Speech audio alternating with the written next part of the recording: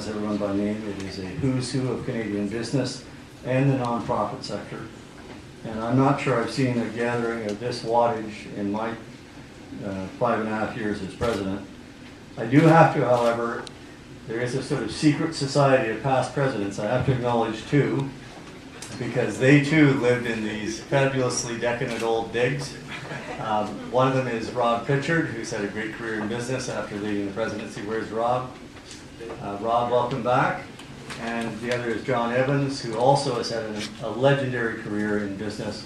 John, welcome back as well. Delighted to have you both here.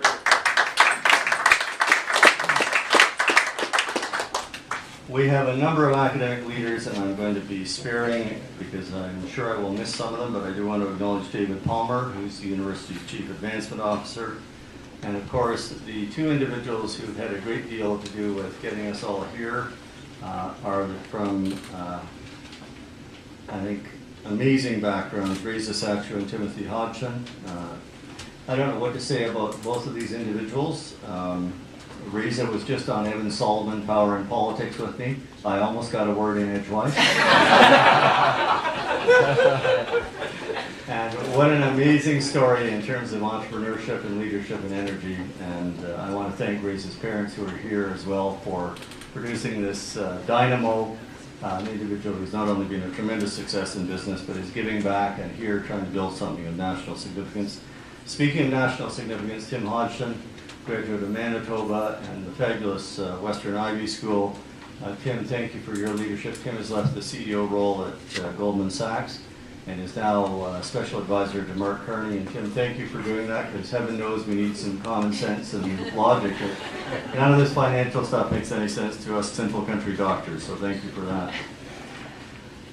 I also do want to acknowledge, I'm going to introduce a fourth member of the Key Four, an individual who's played a huge role, the executive director of this initiative. Claudia Hepburn's a senior fellow of the Fraser Institute.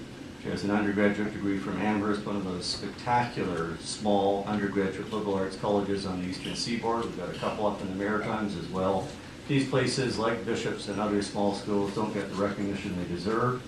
And then went on to join us at U of T to do a Bachelor of Education and a Master's in English. And she has a wonderful pedigree as an educator, but also has done so much to make this program possible and to lead it. So Claudia, thank you. And your parents are here. You are a credit to them, and as your dad said, you are the phenomenon. So, here, here.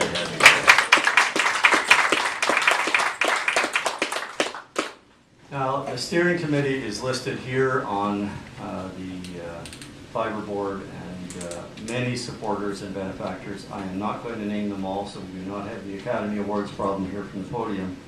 But I do want to say in particular that so many of these individuals have made a difference. We're grateful to them. I particularly want to acknowledge the first corporate partner for this program, who is one of my bosses, Melinda Rogers, who is a governor of the university and a graduate of our MBA program at the Rotman School. Melinda, thank you for your leadership in making Rogers the first corporate partner for this program, and welcome. So why are we here? We're launching a very interesting and I think remarkable initiative. The University of Toronto is a partner. In many ways, we're bobbing along in the wake behind the dynamic group that have got this going. We are hosts, we are facilitators. The vision, however, is unabashedly national, multi-institutional.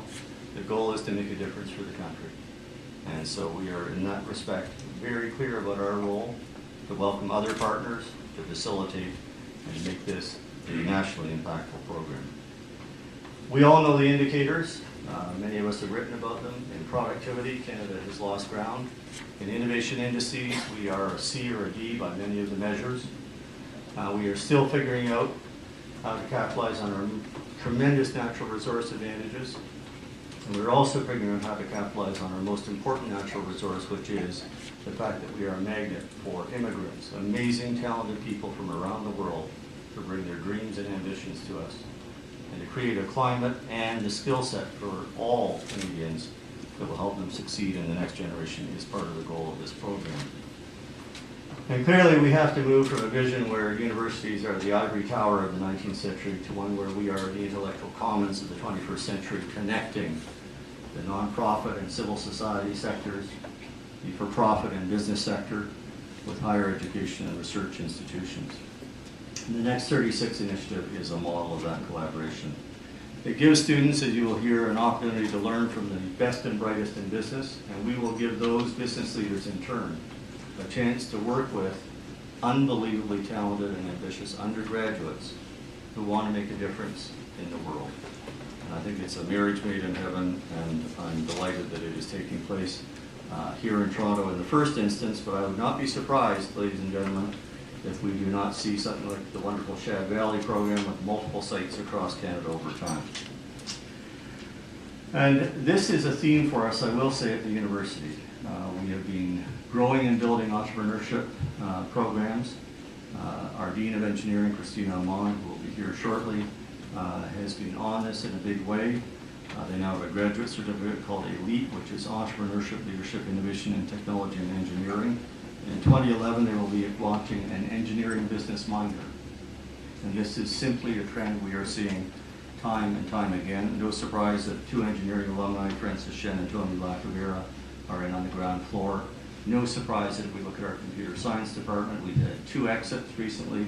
Sysomos and BumpTop sold in the last few weeks over the summer. And I suspect there was about $60 million that changed hands as those two companies were sold to larger entities, in one case to Google. So there's a tremendous energy in innovation and entrepreneurship now, and this program capitalizes on it in Toronto, but I am sure it is to be found everywhere in this great country, and it will help spread it. Marilyn Booth is here with us, who directs our School of Continuing Studies, and I know she will be one of the partners working with this program. And I also have to acknowledge my fellow incarceree, Dr. Ilse Trernicht, who is the CEO of the Mars Discovery District. She is also, I know, keen on this program and its partnership opportunities. And when I refer to her as fellow incarceree, for those of you who don't know, 25 years on June 1st, she is a long-suffering soul. A big part of the gestation of this program, real credit has to go to the Rotman School of Business, and in that sense they have played really an incubator function for this very early stage enterprise, and I do want to acknowledge and thank all the colleagues from Rotman who played that role. But I also want to acknowledge the presence of Dean Carol Stevenson of the Ivy School of Business. Carol has been a great leader of that wonderful faculty, and her presence, I think, speaks to again, to the fact that this is a multi-institutional initiative. There will be many partners from across Ontario and across the country, and that is what we expect fully will be the long-term development and evolution.